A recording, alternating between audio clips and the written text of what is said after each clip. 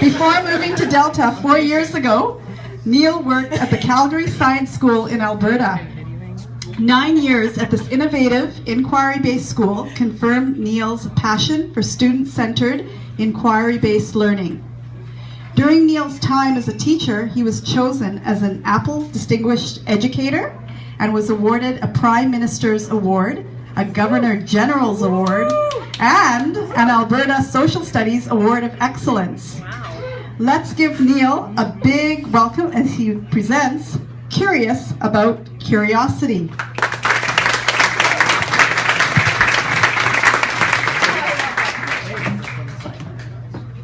First, before I start, a huge thanks to those who have gone before me. What do you think of the presenters so far?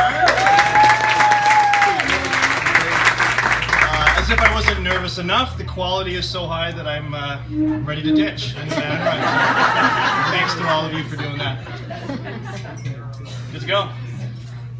Larry Walters is an American truck driver who's curious about flight. He had bad eyesight, and so he couldn't become a pilot. And so he decided instead to tie 45 helium-filled weather balloons to a lawn chair. His dream was to float above his neighborhood. So armed with a pellet gun, some sandwiches, a case of beer, and a radio, he strapped himself to a chair, and thinking he'd float to about 30 feet. He cut the cord and shot up to 15,000 feet, floating into the flight path at the Long Beach airport in California. He got a little scared, he dropped the gun, drank the beer. He did get home safely, but not before he had knocked out electricity for all of the neighboring neighborhoods after he got tied in power lines. So why do I tell you this? Curiosity drives people to do wonderful things. I'm interested in curiosity. I've become more interested because of this guy. This is Jack. He's my son. He's 5. He's in kindergarten. And I want him to have an experience at school that drives his curiosity. And that's led me to a book that I want to share some of my learning from, Hungry Mind by Susan Engel. She's a psychologist at Williams College in Massachusetts. The book is a sort of an overview of the history and research around curiosity. And why does it matter? I'm living some of the research. Research says that between age 2 and 5, kids ask 40,000 questions. It breaks down to about 26 questions an hour. The sad thing is when kids go into school, that drops to 2 questions an hour, and most of those have nothing to do with curiosity. And we know that curiosity is a keystone of intellectual engagement, academic achievement, and lifelong success.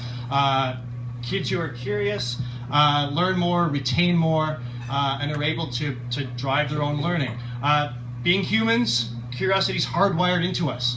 By 9 weeks, babies are more attracted to novel faces, images, and spaces than they are to familiar ones. And our brain is wired for it. Between ages of 3 and 11 is where the disposition of knowledge, acquisition, and inquiry really start to develop. And at that age is when kids start to really hone in on what their area of interest is, whether it's science or going outside or technology or collecting things. But the other side of curiosity is that fear and anxiety are the biggest obstacles. And so relationships are incredibly powerful for overcoming that. Kids who have strong attachments at a young age display more curiosity. Classrooms that have powerful relationships with teachers demonstrate higher levels of curiosity as well. Measuring curiosity is difficult. Engels and her researchers, what they looked at was 3 different measures. They looked at the types of questions that kids ask. And how much those questions are used to drive their own learning.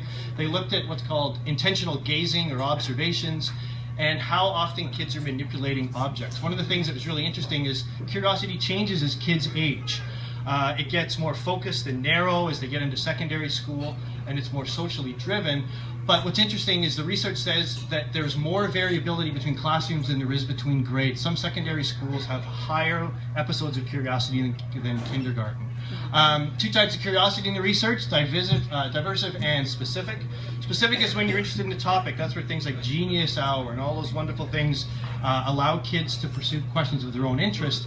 But there's things that we can do in classrooms to foster curiosity. The number one thing is teacher disposition. If kids are in a classroom where a teacher models questioning, tinkering, making, wondering, exploring, there's much higher curiosity in those classrooms.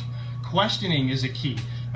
A curious, driven classroom is one that's built around questions. This is a wonderful resource, Make One Change, to help teachers and students formulate better questions and get better at asking questions.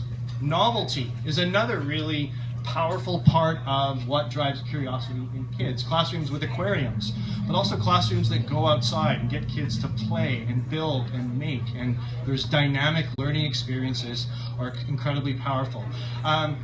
Story is the final idea. Our brain loves the idea of problems and resolution. That's why we're wired for stories. Dan Meyer, math teacher, has done an unbelievable job of creating math resources for high schools that are built around the idea of problem and prediction. I love this quote by Vygotsky that says, the idea is there's lots of things we don't have control of with the kids and what comes to us, but we have huge control over the culture and habits and things that value in a classroom. And I think my last thought is the last one from Judy and Linda, and I love this question, this challenge. What if students left our school just like my kid coming in at 5 with even more questions and being more curious than when we started? Thank you.